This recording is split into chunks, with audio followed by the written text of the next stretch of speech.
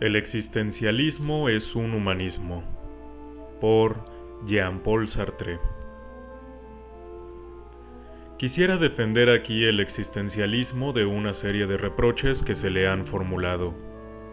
En primer lugar, se le ha reprochado el invitar a las gentes a permanecer en un quietismo de desesperación, porque si todas las soluciones están cerradas, habría que considerar que la acción en este mundo es totalmente imposible y desembocar finalmente en una filosofía contemplativa, lo que además, dado que la contemplación es un lujo, nos conduce a una filosofía burguesa. Estos son sobre todo los reproches de los comunistas. Se nos ha reprochado, por otra parte, que subrayamos la ignominia humana, que mostramos en todas las cosas lo sórdido, lo turbio, lo viscoso, y que desatendemos cierto número de bellezas risueñas, el lado luminoso de la naturaleza humana. Por ejemplo, según Mademoiselle Mercier, crítica católica, que hemos olvidado la sonrisa del niño. Los unos y los otros nos reprochan que hemos faltado a la solidaridad humana, que consideramos que el hombre está aislado, en gran parte, además, porque partimos, dicen los comunistas, de la subjetividad pura, por lo tanto, del yo pienso cartesiano, y por lo tanto, del momento en que el hombre se capta en su soledad, lo que nos haría incapaces, en consecuencia, de volver a la solidaridad con los hombres que están fuera del yo, y que no puedo captar en el cogito. Y del lado cristiano se nos reprocha que negamos la realidad y la seriedad de las empresas humanas, puesto que si suprimimos los mandamientos de Dios y los valores inscritos en la eternidad, no queda más que la estricta gratuidad, pudiendo cada uno hacer lo que quiere y siendo incapaz, desde su punto de vista, de condenar los puntos de vista y los actos de los demás. A estos diferentes reproches trato de responder hoy. Por eso he titulado esta pequeña exposición El existencialismo es un humanismo. Muchos podrán extrañarse de que se hable aquí de humanismo. Trataremos de ver en qué sentido lo entendemos. En todo caso, lo que podemos decir desde el principio es que entendemos por existencialismo una doctrina que hace posible la vida humana y que, por otra parte, declara que toda verdad y toda acción implica un medio y una subjetividad humana. El reproche esencial que nos hacen, como se sabe, es que ponemos el acento en el lado malo de la vida humana. Una señora de la que me acaban de hablar, cuando por nerviosidad deja escapar una palabra vulgar, dice excusándose: «Creo que me estoy poniendo existencialista». En consecuencia se asimila fealdad a existencialismo. Por eso se declara que somos naturalistas. Y si lo somos, resulta extraño que asustemos, que escandalicemos mucho más de lo que el naturalismo propiamente dicho asusta e indigna hoy día. Hay quien se traga perfectamente una novela de Zola, como La Tierra, y no puede leer sin asco una novela existencialista. Hay quien utiliza la sabiduría de los pueblos, que es bien triste, y nos encuentra más tristes todavía. No obstante, hay algo más desengañado que decir la caridad bien entendida empieza por casa, o bien al villano con la vara del avellano. Conocemos los lugares comunes que se pueden utilizar en este punto, y que muestran siempre la misma cosa. No hay que luchar contra los poderes establecidos. No hay que luchar contra la fuerza. No hay que pretender salir de la propia condición. Toda acción que no se inserte en una tradición es romanticismo. Toda tentativa que no se apoya en una experiencia probada está condenada al fracaso. Y la experiencia muestra que los hombres van siempre hacia lo bajo, que se necesitan cuerpos sólidos para mantenerlos. Si no, tenemos la anarquía. Sin embargo, son las gentes que repiten estos tristes proverbios, las gentes que dicen que humano cada vez que se les muestra un acto más o menos repugnante. Las gentes que se alimentan de canciones realistas. Son esas las gentes que reprochan al existencialismo ser demasiado sombrío, y a tal punto que me pregunto si el cargo que le hacen es no de pesimismo, sino más bien de optimismo. En el fondo, lo que asusta en la doctrina que voy a tratar de exponer no es el hecho de que deja una posibilidad de elección al hombre. Para saberlo, es necesario que volvamos a examinar la cuestión en un plano estrictamente filosófico. ¿A qué se llama existencialismo? La mayoría de los que utilizan esta palabra se sentirían muy incómodos para justificarla, porque hoy día que se ha vuelto una moda, no hay dificultad en declarar que un músico o que un pintor es existencialista. Un articulista de Clarté firma el existencialista, y en el fondo la palabra ha tomado hoy tal amplitud y tal extensión que ya no significa absolutamente nada. Parece que, a falta de una doctrina de vanguardia análoga al superrealismo, la gente ávida de escándalo y de movimiento se dirige a esta filosofía que, por otra parte, no les puede aportar nada en este dominio. En realidad es la doctrina menos escandalosa, la más austera. Está destinada estrictamente a los técnicos y filósofos. Lo que complica las cosas es que hay dos especies de existencialistas. Los primeros, que son cristianos, entre los cuales yo colocaría a Jaspers y a Gabriel Marcel, de confesión católica, y, por otra parte, los existencialistas ateos, entre los cuales hay que colocar a Heidegger y también a los existencialistas franceses y a mí mismo. Lo que tienen en común es simplemente que consideran que la existencia precede a la esencia, o, si se prefiere, que hay que partir de la subjetividad. ¿Qué significa esto a punto fijo? Consideremos un objeto fabricado, por ejemplo un libro o un cortapapel. Este objeto ha sido fabricado por un artesano que se ha inspirado en un concepto. Se ha referido al concepto de cortapapel e igualmente a una técnica de producción previa que forma parte del concepto y que en el fondo es una receta. Así, el cortapapel es a la vez un objeto que se produce de cierta manera y que, por otra parte, tiene una utilidad definida, y no se puede suponer un hombre que produjera un cortapapel sin saber para qué va a servir ese objeto. Diríamos entonces que en el caso del cortapapel, la esencia, es decir, el conjunto de recetas y de cualidades que permiten producirlo y definirlo, precede a la existencia. Y así está determinada la presencia frente a mí, de tal o cual cortapapel, de tal o cual libro. Tenemos aquí, pues, una visión técnica del mundo, en la cual se puede decir que la producción precede a la existencia.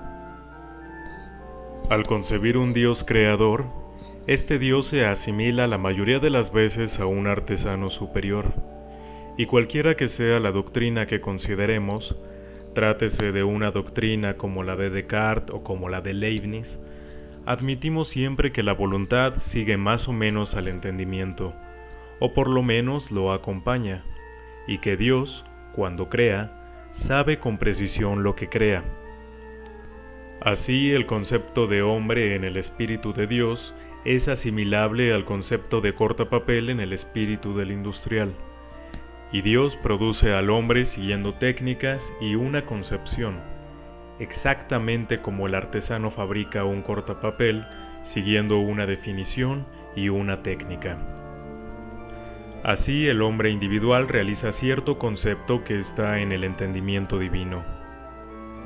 En el siglo XVIII, en el ateísmo de los filósofos, la noción de Dios es suprimida, pero no pasa lo mismo con la idea de que la esencia precede a la existencia.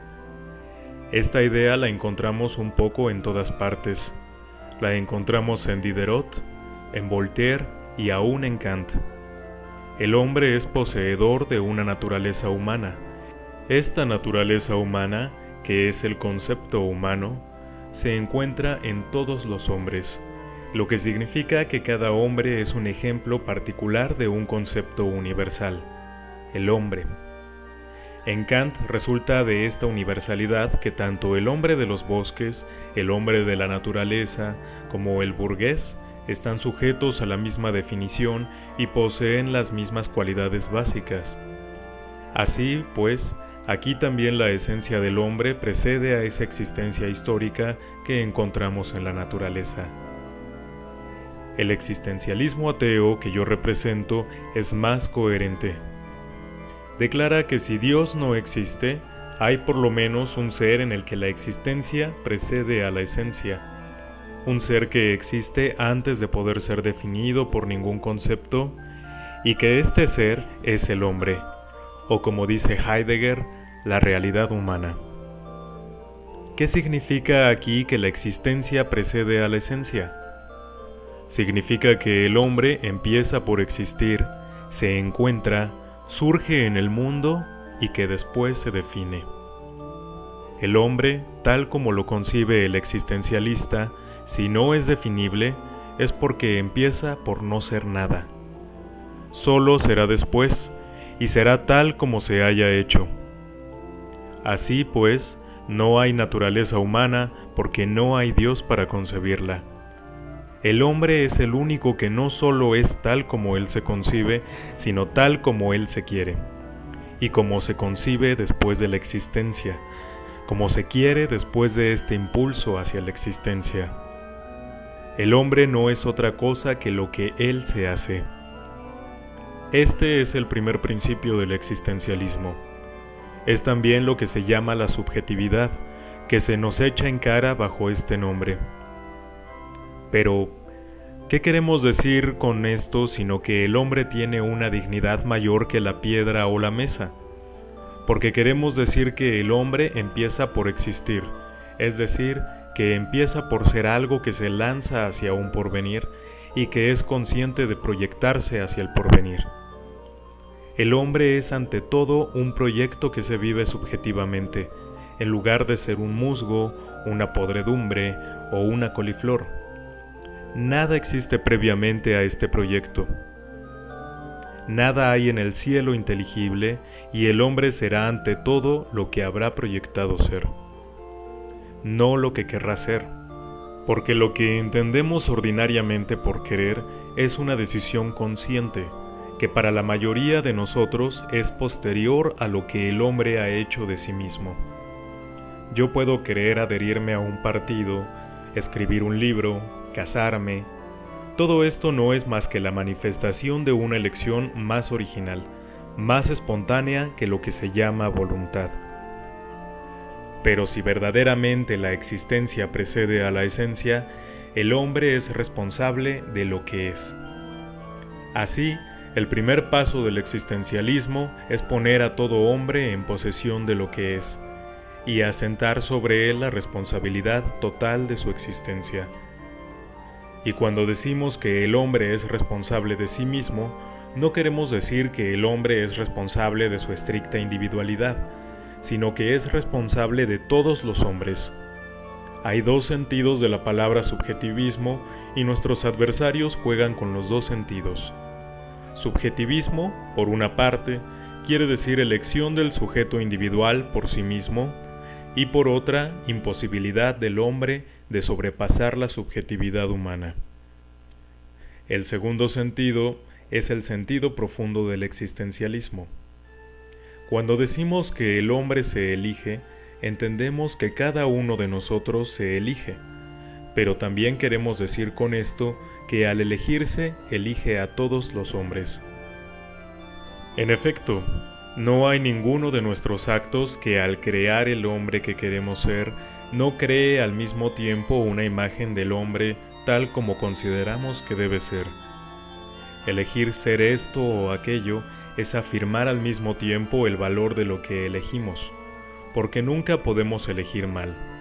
Lo que elegimos es siempre el bien y nada puede ser bueno para nosotros sin serlo para todos. Si, por otra parte, la existencia precede a la esencia y nosotros quisiéramos existir al mismo tiempo que modelamos nuestra imagen, esta imagen es valedora para todos y para nuestra época entera. Así, nuestra responsabilidad es mucho mayor de lo que podríamos suponer, porque compromete a la humanidad entera. Si soy obrero y elijo adherirme a un sindicato cristiano en lugar de ser comunista, si por esta adhesión quiero indicar que la resignación es en el fondo la solución que conviene al hombre, que el reino del hombre no está en la tierra, no compromete solamente mi caso. Quiero ser un resignado para todos. En consecuencia, mi acto ha comprometido a la humanidad entera. Y si quiero, hecho más individual, casarme, tener hijos, aun si mi casamiento depende únicamente de mi situación, o de mi pasión o de mi deseo, con esto no me encamino yo solamente, sino que encamino a la humanidad entera en la vida de la monogamia. Así soy responsable para mí mismo y para todos, y creo cierta imagen del hombre que yo elijo. Eligiéndome, elijo al hombre. Esto permite comprender lo que se oculta bajo palabras un tanto grandilocuentes como angustia, desamparo, desesperación. Como verán ustedes, es sumamente sencillo. Ante todo, ¿qué se entiende por angustia? El existencialista suele declarar que el hombre es angustia.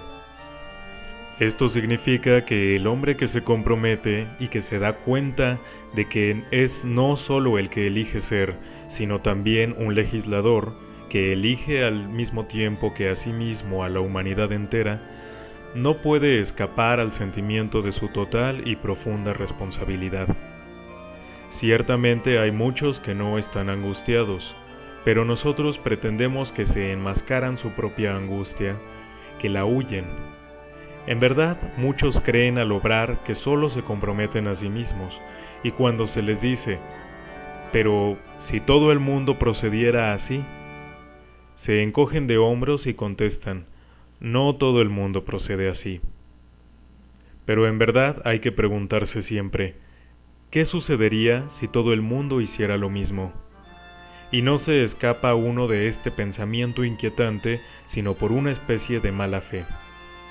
El que miente y se excusa declarando, todo el mundo no procede así, es alguien que no está bien con su conciencia, porque el hecho de mentir implica un valor universal atribuido a la mentira.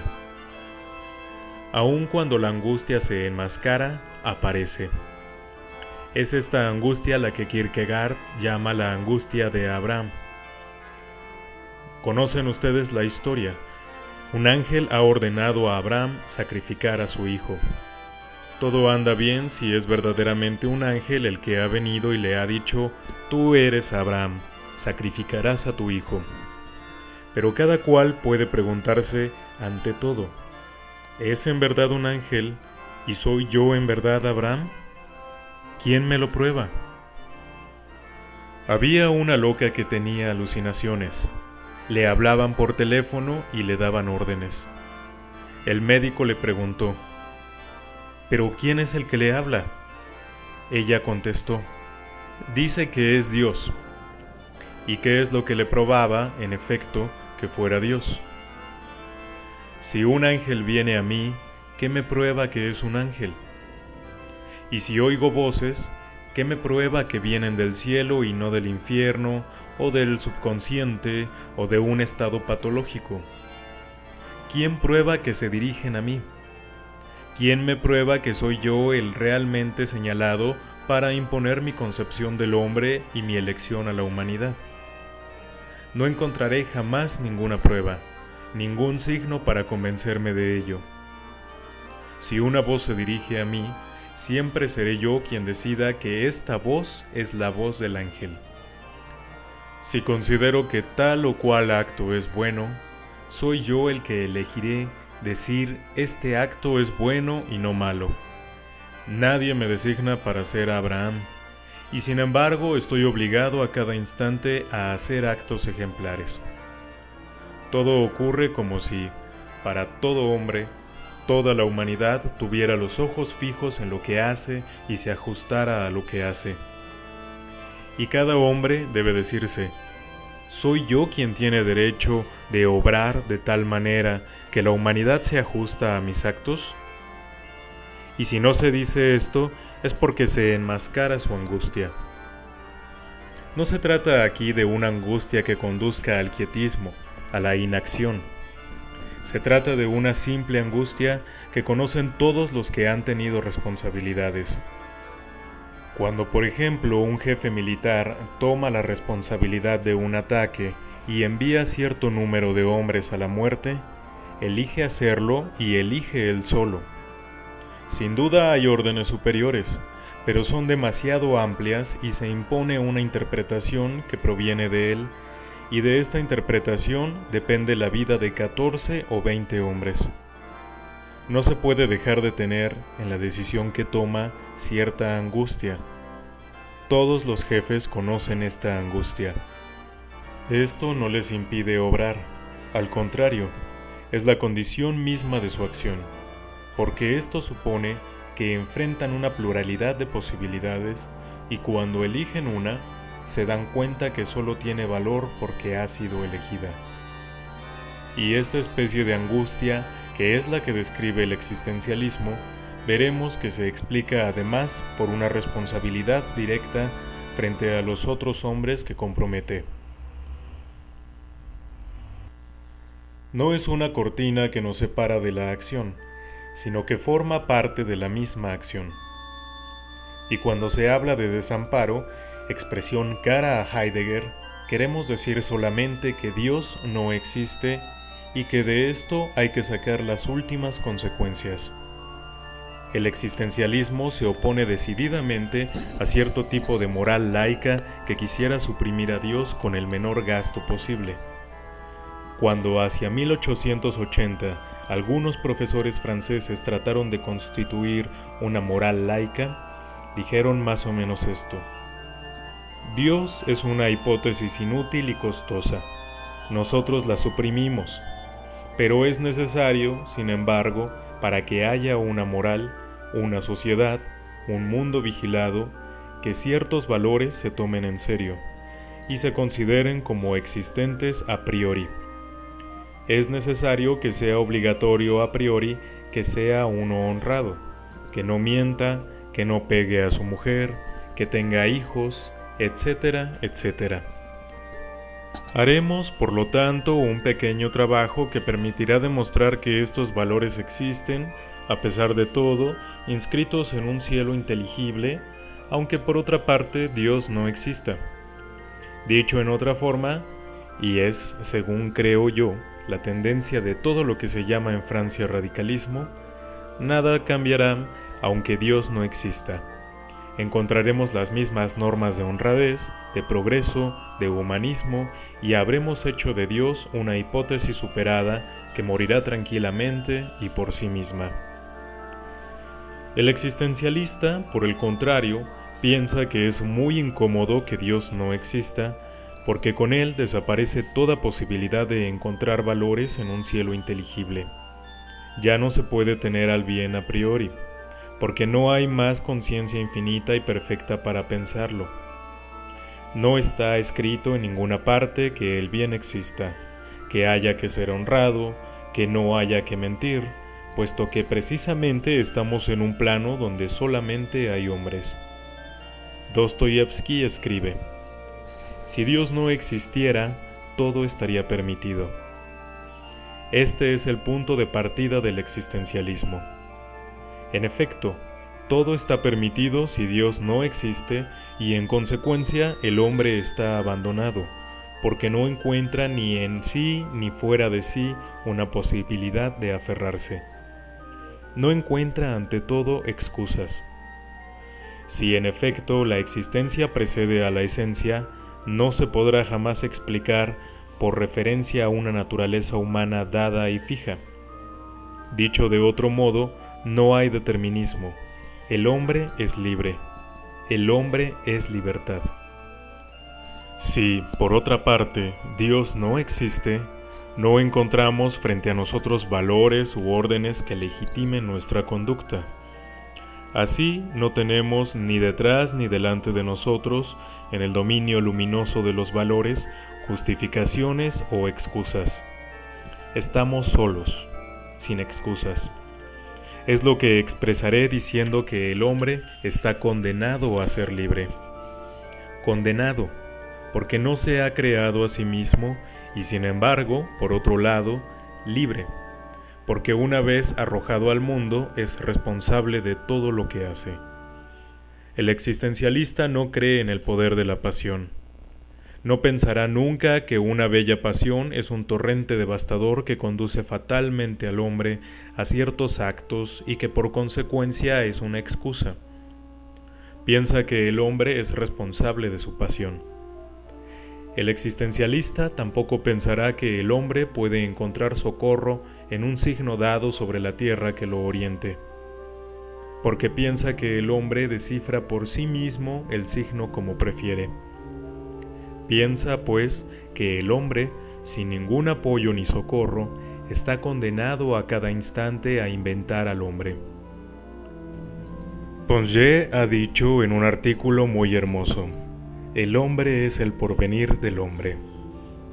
Es perfectamente exacto, solo que si se entiende por esto que ese porvenir está inscrito en el cielo, que Dios lo ve, entonces es falso, pues ya no sería ni siquiera un porvenir. Si se entiende que, sea cual fuere el hombre que aparece, hay un porvenir por hacer, un porvenir virgen que lo espera, entonces es exacto. En tal caso está uno desamparado. Para dar un ejemplo que permita comprender mejor lo que es el desamparo, citaré el caso de uno de mis alumnos que me vino a ver en las siguientes circunstancias. Su padre se había peleado con la madre y tendía al colaboracionismo. Su hermano mayor había sido muerto en la ofensiva alemana de 1940 y este joven, con sentimientos un poco primitivos pero generosos, quería vengarlo. Su madre vivía sola con él, muy afligida por la semitraición del padre y por la muerte del hijo mayor, y su único consuelo era él. Este joven tenía en ese momento la elección de partir para Inglaterra y entrar en las fuerzas francesas libres, es decir, abandonar a su madre, o bien de permanecer al lado de su madre y ayudarla a vivir. Se daba cuenta perfectamente de que esta mujer solo vivía para él y que su desaparición, tal vez su muerte, la hundiría en la desesperación. También se daba cuenta de que en el fondo, concretamente, cada acto que llevaba a cabo con respecto a su madre tenía otro correspondiente en el sentido de que la ayudaba a vivir, mientras que cada acto que llevaba a cabo para partir y combatir era un acto ambiguo que podía perderse en la arena sin servir para nada. Por ejemplo, al partir para Inglaterra podía permanecer indefinidamente al pasar por España en un campo español. Podía llegar a Inglaterra o a Argel y ser puesto en un escritorio para redactar documentos. En consecuencia, se encontraba frente a dos tipos de acción muy diferentes. Una concreta, inmediata, pero que se dirigía a un solo individuo, y otra que se dirigía a un conjunto infinitamente más vasto, a una colectividad nacional, pero que era por eso mismo ambigua y que podía ser interrumpida en el camino. Al mismo tiempo dudaba entre dos tipos de moral. Por una parte una moral de simpatía, de devoción personal, y por otra una moral más amplia, pero de eficacia más discutible. Había que elegir entre las dos. ¿Quién podía ayudarlo a elegir? ¿La doctrina cristiana? No. La doctrina cristiana dice: sed caritativo, amad a vuestro prójimo, sacrificaos por los demás, elegid el camino más estrecho, etcétera, etcétera. Pero ¿cuál es el camino más estrecho? ¿A quién hay que amar como a un hermano? ¿Al soldado o a la madre? ¿Cuál es la utilidad mayor? la utilidad vaga de combatir en un conjunto o la utilidad precisa de ayudar a un ser a vivir. ¿Quién puede decidir a priori? Nadie. Ninguna moral inscrita puede decirlo. La moral kantiana dice: no tratéis jamás a los demás como medios, sino como fines. Muy bien, si vivo al lado de mi madre, la trataré como fin y no como medio, pero este hecho me pone en peligro de tratar como medios a los que combaten en torno mío, y recíprocamente, si me uno a los que combaten, los trataré como fin, y este hecho me pone en peligro de tratar a mi madre como medio. Si los valores son vagos, y si son siempre demasiado vastos para el caso preciso y concreto que consideramos, solo nos queda fiarnos de nuestros instintos. Es lo que ha tratado de hacer este joven, y cuando lo vi, decía: en el fondo, lo que importa es el sentimiento. Debería elegir lo que me empuja verdaderamente en cierta dirección. Si siento que amo a mi madre lo bastante para sacrificarle el resto, mi deseo de venganza, mi deseo de acción, mi deseo de aventura, me quedo al lado de ella. Si, al contrario, siento que mi amor por mi madre no es suficiente, parto. Pero, ¿cómo determinar el valor de un sentimiento? ¿Qué es lo que constituía el valor de su sentimiento hacia la madre? Precisamente el hecho de que se quedaba con ella. Puedo decir: quiero lo bastante a tal amigo para sacrificarle tal suma de dinero. No puedo decirlo si no lo he hecho. Puedo decir: quiero lo bastante a mi madre para quedarme junto a ella si me he quedado junto a ella. No puedo determinar el valor de este efecto si no he hecho precisamente un acto que lo ratifica y lo define. Ahora bien, como exijo a este afecto justificar mi acto, me encuentro encerrado en un círculo vicioso. Por otra parte, Gide ha dicho muy bien que un sentimiento que se representa y un sentimiento que se vive son dos cosas casi indiscernibles. Decidir que amo a mi madre quedándome junto a ella o representar una comedia que hará que yo permanezca con mi madre es casi la misma cosa. Dicho en otra forma, el sentimiento se construye con actos que se realizan. No puedo, pues, consultarlos para guiarme por él. Lo cual quiere decir que no puedo ni buscar en mí el estado auténtico que me empujará a actuar, ni pedir a una moral los conceptos que me permitirán actuar. Por lo menos, dirán ustedes, ha ido a ver a un profesor para pedirle consejo. Pero si ustedes, por ejemplo, buscan el consejo de un sacerdote, han elegido ese sacerdote y saben más o menos ya, en el fondo, lo que él les va a aconsejar. Dicho en otra forma, elegir el consejero es ya comprometerse. La prueba está en que si ustedes son cristianos, dirán: consulte a un sacerdote. Pero hay sacerdotes colaboracionistas, sacerdotes conformistas, sacerdotes de la resistencia. ¿Cuál elegir? Y si el joven elige un sacerdote de la resistencia o un sacerdote colaboracionista, ya ha decidido el género de consejo que va a recibir. Así, al venirme a ver, sabía la respuesta que yo le daría y no tenía más que una respuesta que dar. Usted es libre. Elija, es decir, invente. Ninguna moral general puede indicar lo que hay que hacer. No hay signos en el mundo. Los católicos dirán: sí, hay signos, admitámoslo. Soy yo mismo el que elige el sentido que tienen. He conocido, cuando estaba prisionero, a un hombre muy notable que era jesuita. Había entrado en la orden de los jesuitas en la siguiente forma. Había tenido que soportar cierto número de fracasos muy duros. De niño, su padre había muerto dejándolo en la pobreza, y él había sido becario en una institución religiosa donde se le hacía sentir continuamente que era aceptado por caridad. Luego fracasó en cierto número de distinciones honoríficas que halagan a los niños. Después, hacia los 18 años, fracasó en una aventura sentimental. En fin, a los 22, cosa muy pueril, pero que fue la gota de agua que hizo desbordar el vaso, fracasó en su preparación militar. Este joven podía pues considerar que había fracasado en todo. Era un signo, pero ¿signo de qué? Podía refugiarse en la amargura o en la desesperación. Pero juzgó, muy hábilmente según él, que era el signo de que no estaba hecho para los triunfos seculares y que sólo los triunfos de la religión, de la santidad, de la fe, le eran accesibles.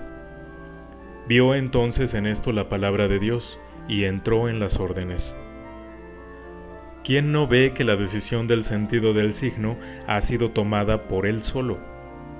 ¿Se habría podido deducir otra cosa de esta serie de fracasos? Por ejemplo, que hubiera sido mejor que fuese carpintero o revolucionario.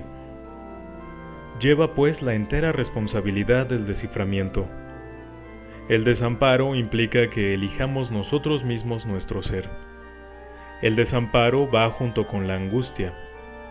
En cuanto a la desesperación, esta expresión tiene un sentido extremadamente simple.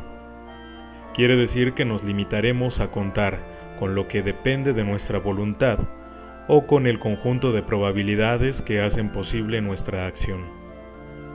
Cuando se quiere alguna cosa, hay siempre elementos probables.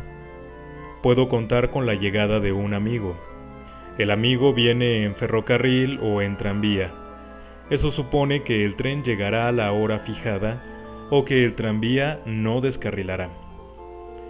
Estoy en el dominio de las posibilidades, pero no se trata de contar con las posibles, sino en la medida estricta en que nuestra acción implica el conjunto de esos posibles.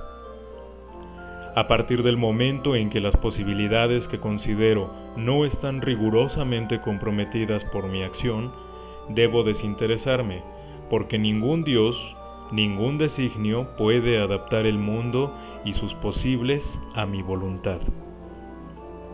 En el fondo, cuando Descartes decía vencerse más bien a sí mismo que al mundo, quería decir la misma cosa, obrar sin esperanza.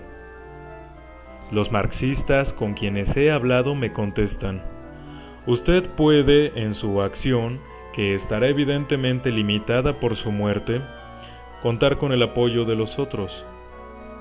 Esto significa contar a la vez con lo que los otros harán en otra parte, en China, en Rusia, para ayudarlo, y a la vez sobre lo que harán más tarde, después de su muerte, para reanudar la acción y llevarla hacia su cumplimiento, que será la revolución. Usted debe tener en cuenta todo eso, si no, no es moral. Respondo en primer lugar que contaré siempre con los camaradas de lucha en la medida en que esos camaradas están comprometidos conmigo en una lucha concreta y común, en la unidad de un partido o de un grupo que yo puedo controlar más o menos, es decir, en el cual estoy a título de militante y cuyos movimientos conozco a cada instante.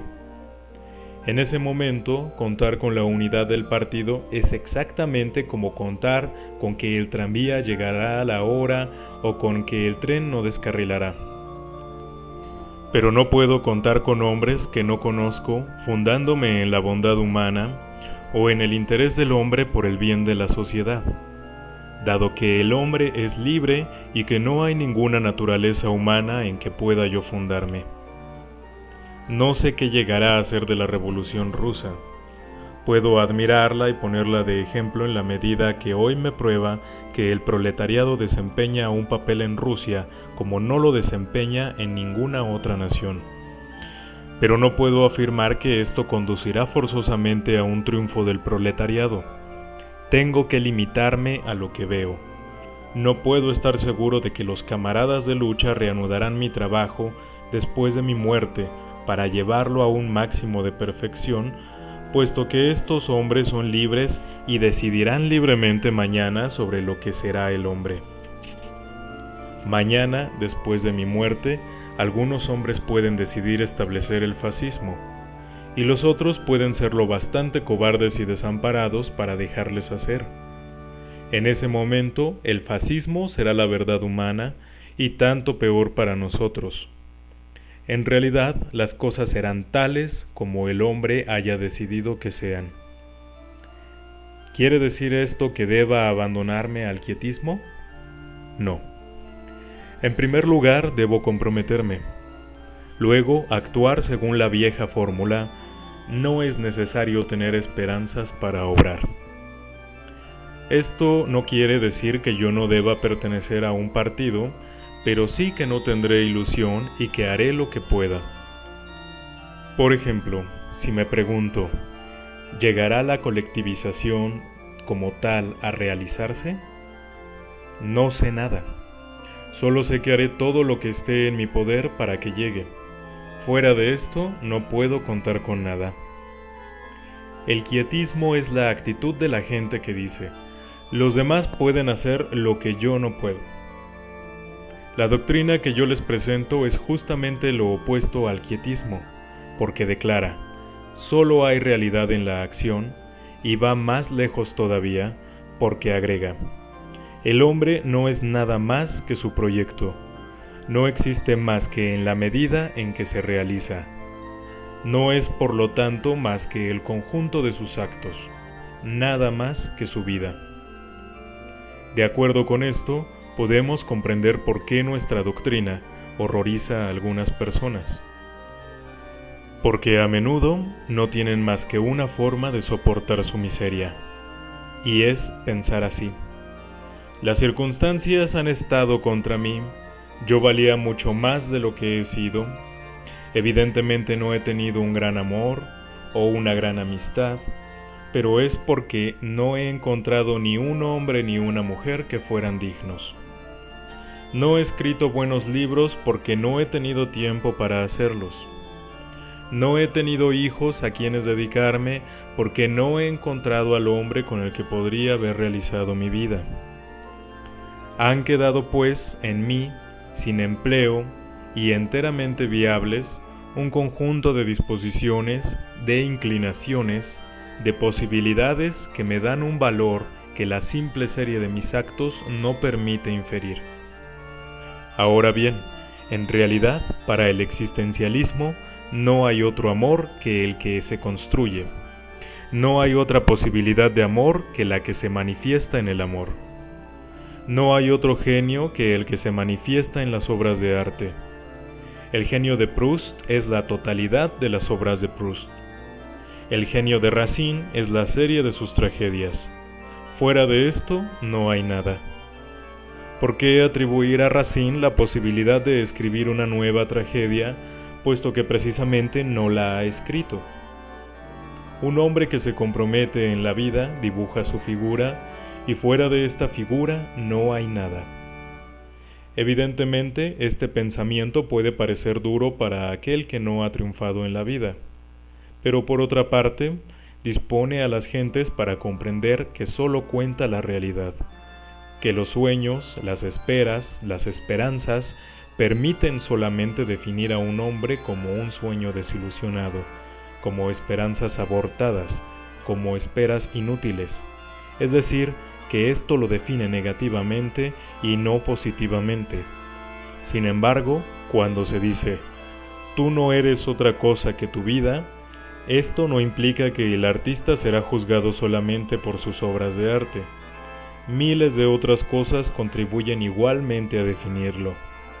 Lo que queremos decir es que el hombre no es más que una serie de empresas, que es la suma, la organización, el conjunto de las relaciones que constituyen estas empresas.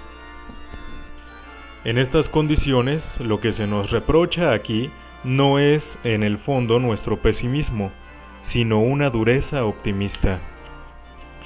Si la gente nos reprocha las obras novelescas en que describimos seres flojos, débiles, cobardes y alguna vez francamente malos, no es únicamente porque estos seres son flojos, débiles, cobardes o malos.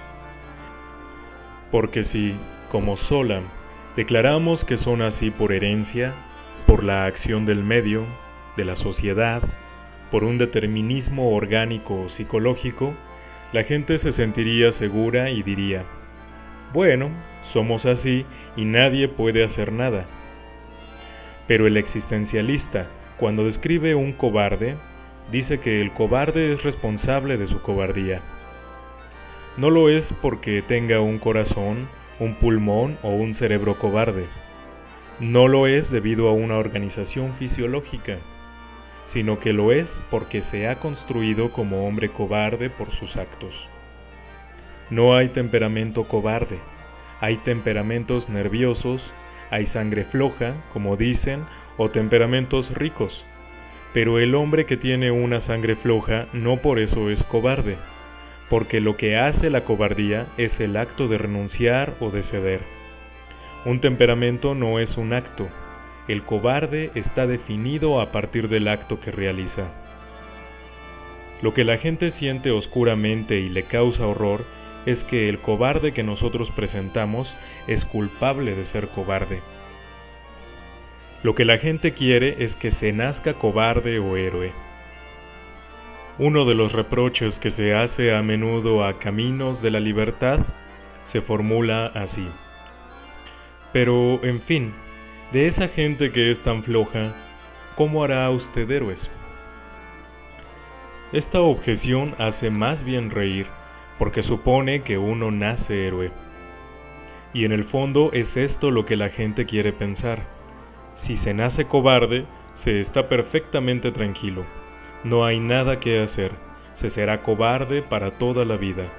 Hágase lo que se haga. Si se nace héroe, también se estará perfectamente tranquilo.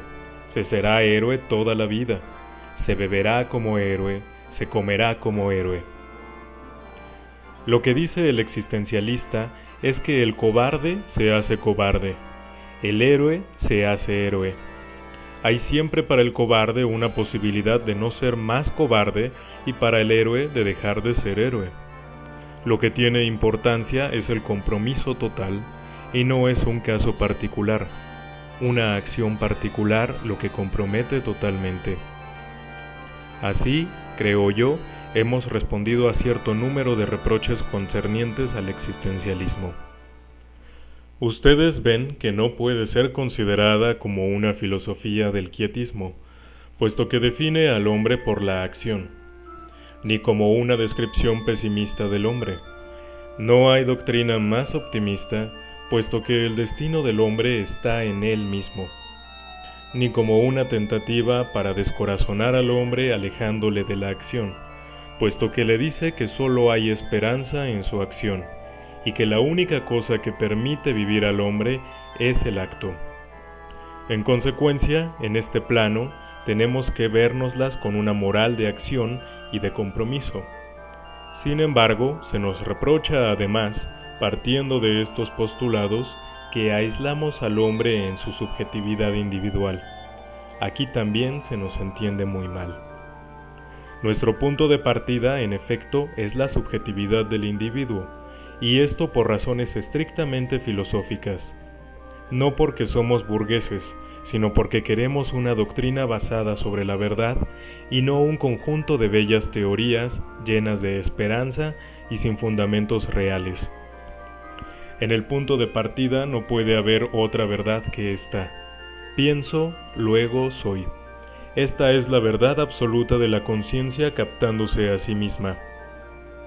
Toda teoría que toma al hombre fuera de ese momento en que se capta a sí mismo es ante todo una teoría que suprime la verdad, pues, fuera de este cogito cartesiano, todos los objetos son solamente probables, y una doctrina de probabilidades que no está suspendida de una verdad se hunde en la nada. Para definir lo probable hay que poseer lo verdadero. Luego, para que haya una verdad cualquiera se necesita una verdad absoluta, y esta es simple, fácil de alcanzar. Está a la mano de todo el mundo. Consiste en captarse sin intermediario. En segundo lugar, esta teoría es la única que da una dignidad al hombre, la única que no lo convierte en un objeto. Todo materialismo tiene por efecto tratar a todos los hombres, incluido uno mismo, como objetos, es decir, como un conjunto de reacciones determinadas que en nada se distingue del conjunto de cualidades y fenómenos que constituyen una mesa o una silla o una piedra. Nosotros queremos constituir precisamente el reino humano como un conjunto de valores distintos del reino material. Pero la subjetividad que alcanzamos a título de verdad no es una subjetividad rigurosamente individual, porque hemos demostrado que en el cogito uno no se descubría solamente a sí mismo, sino también a los otros. Por el yo pienso, contrariamente a la filosofía de Descartes, contrariamente a la filosofía de Kant, nos captamos a nosotros mismos frente al otro, y el otro es tan cierto para nosotros como nosotros mismos. Así, el hombre que se capta directamente por el cogito descubre también a todos los otros y los descubre como la condición de su existencia. Se da cuenta de que no puede ser nada, en el sentido en que se dice que se es espiritual, o que se es malo, o que se es celoso, salvo que los otros lo reconozcan por tal. Para obtener una verdad cualquiera sobre mí, es necesario que pase por otro. El otro es indispensable a mi existencia tanto como el conocimiento que tengo de mí mismo. En estas condiciones, el descubrimiento de mi intimidad me descubre al mismo tiempo el otro, como una libertad colocada frente a mí, que no piensa y que no quiere sino por o contra mí. Así descubrimos enseguida un mundo que llamaremos la intersubjetividad, y en este mundo el hombre decide lo que es y lo que son los otros.